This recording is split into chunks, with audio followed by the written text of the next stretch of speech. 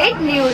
ग्रामीण भारताचा चेहरामोहरा बदलणारा, नागरिक केंद्रित गुंतवणुकीला प्रोत्साहन देणारा अर्थसंकल्प।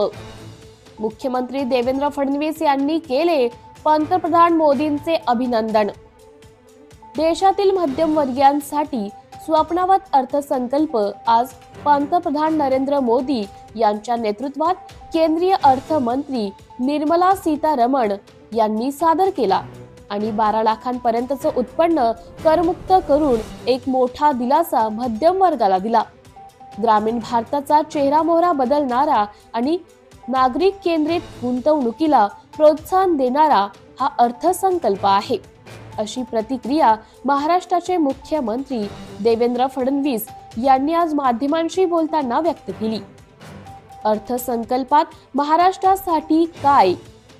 या अर्थसंकल्पात महाराष्ट्राला काय असा प्रश्न माध्यमांनी विचारला तेव्हा मुख्यमंत्री देवेंद्र फडणवीस यांनी सांगितले की काही प्राथमिक माहिती माझ्याकडे आली, त्यानुसार महाराष्ट्र रूरल कनेक्टिव्हिटी इम्प्रूव्हमेंट प्रकल्पासाठी 683 कोटी, महाराष्ट्र ॲग्री बिझनेस प्रकल्पासाठी 100 कोटी, इकॉनॉमिक क्लस्टरसाठी 1094 कोटी, उपसा सिंचन योजनेसाठी 186 कोटी अशा तरतुदी करण्यात आल्या आहेत।